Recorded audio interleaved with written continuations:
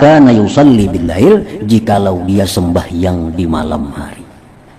Nah, jadi di sini artinya Rasulullah Shallallahu Alaihi Wasallam menganggap orang itu baik apabila orang itu sudah bisa, sudah mampu untuk sembahyang di tengah malam.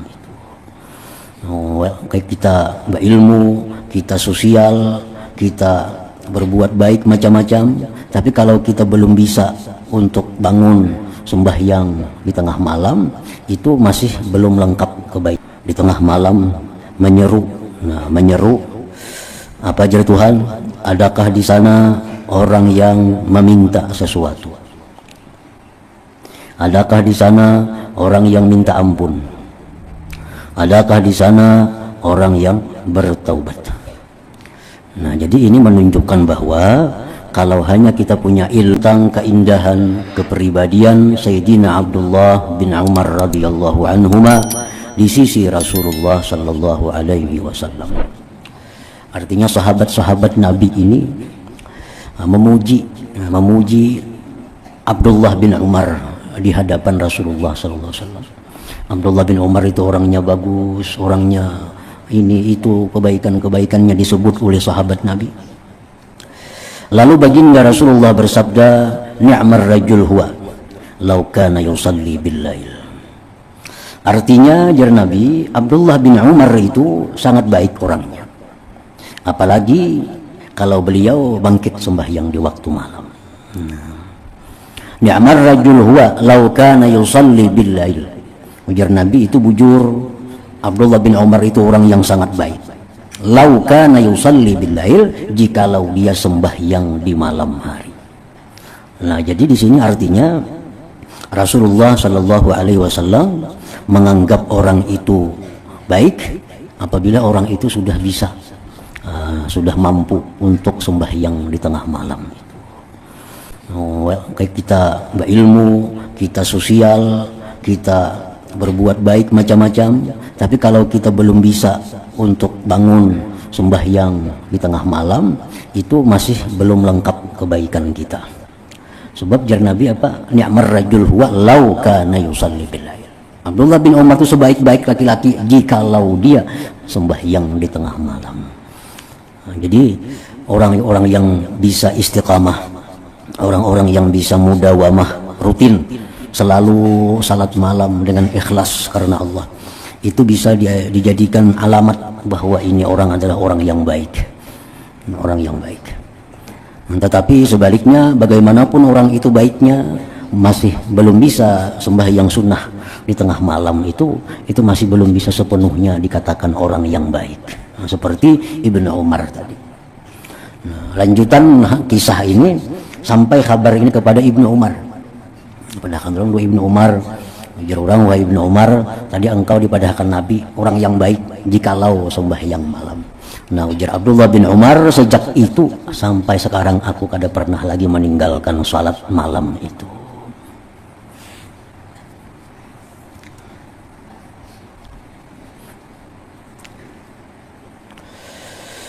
Ini perkataan Imam Al-Hasan Al-Basri radhiyallahu anhu bahwa untuk melazimi, mengistiqamahkan salat lail itu sulit kalau kita masih ada punya dosa-dosa yang besar di sisi Allah Subhanahu wa taala.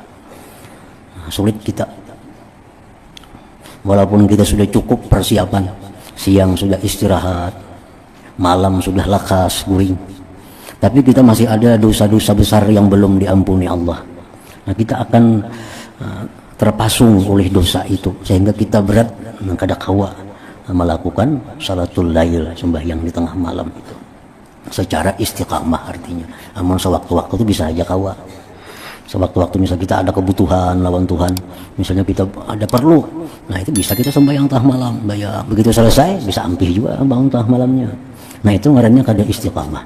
Kalau istiqamah terus menerus, baik di kampung, baik waktu musafir, nah itu berat. Nah, kalau kita masih ada dosa-dosa yang besar. Dan Rasulullah Sallallahu Alaihi Wasallam pernah berkata kepada salah seorang sahabatnya, ya fulan la tuksirin nauma bil lail, fa inna kasratan naum bil lail yad'u sahibah fakiran yaumal qiyamah. Wahai fulan, jar Nabi, janganlah engkau terlalu banyak tidur di waktu malam, karena terlalu banyak tidur di waktu malam itu menjadikan seseorang fakir di hadapan Allah pada hari kiamat nantinya. Nah, karena qiyamul lail ini ibadah yang paling bisa kita harapkan, karena waktunya tengah malam, kada ada orang nang tahu. Jadi ibadah kita yang bujur-bujur murni semata-mata karena Allah itu diharapkan dari itu bangun malam. Seperti perkataan Imam Junaid al-Baghdadi, begitu Sidin wafat, ada yang bermimpi bertemu beliau, lalu ditanya kepada Imam Junaid, amal apa yang paling membanggakan di sana? Nah, dijawab oleh Imam Junaid bahwa ilmu-ilmu yang kumiliki itu tidak memberi manfaat. Nah, pelajaran yang kuajarkan kada aku dapati manfaatnya. Yang aku dapati manfaatnya itu di sini hanya beberapa rakaat sembahyang yang kulakukan di tengah malam itu. Nah, karena amaliyah kita yang kelihatan manusia ini itu sulit untuk mendapatkan keikhlasan.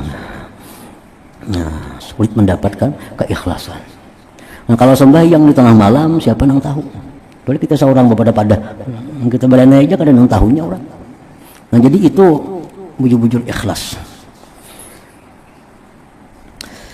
Nah, jadi artinya sembahyang di tengah malam itu dalam tahap pemula ya kada perlu banyak. Walau rakaatain 2 rakaat itu pun cukup. 2 rakaat sembahyang antara pukul 12 sampai subuh tuh. Jam 1 kah, jam 2 kah, jam 3 kah, jam 4 kah. Walau 2 rakaat. Nah, dengan adanya kita itu, maka kita sudah tergolong dalam golongan orang-orang yang qiyamul lail. Akan jar Nabi, sembahyang malam itu da'bus salihin, itu merupakan gawian orang-orang saleh. Nah, sembahyang malam itu adalah da'bus salihin, gawian orang-orang saleh. Nah, jadi kita bangun tengah malam umpat jo sembahyang 2 rakaat, kita tak kelompok jo, tak gabung jo dengan orang-orang yang saleh itu.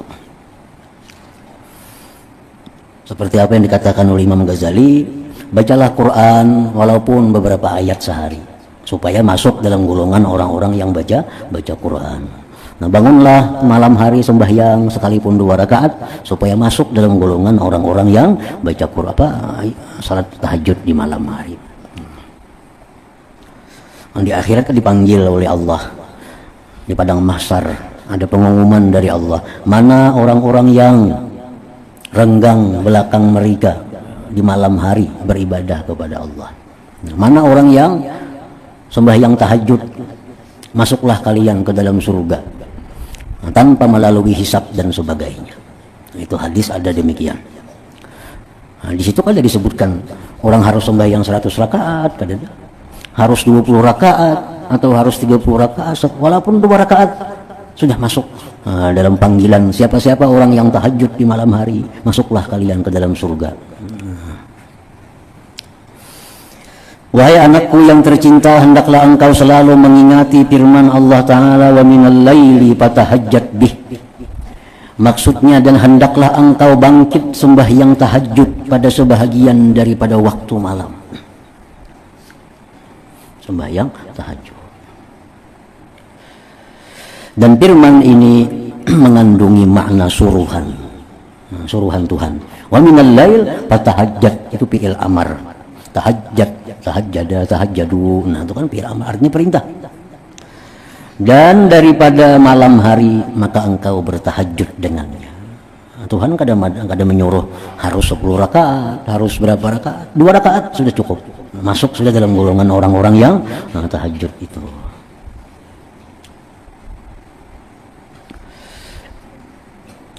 Dan firman ini mengandungi makna suruhan. Wabil ashari hum yastaghfirun, surat Az-Zariyat ayat 18. Maksudnya, dan di waktu sahur mereka senantiasa beristighfar akan Allah. Dalam firman ini mengandungi makna syukur. Makna syukur artinya makna pujian Allah kepada orang-orang yang di waktu sahur itu minta ampun kepada Allah. Memang waktu yang paling bagus untuk tobat minta ampun itu adalah waktu menjelang subuh. Waktu menjelang subuh. Sampai-sampai Nabi Yakub pun beliau memintakan ampun kepada Allah terhadap perilaku anak-anak beliau kepada Nabi Yusuf alaihissalam. Di situ kena aku mintakan ampun. Arti kaina itu menunggu waktu sahur. Jadi waktu sahur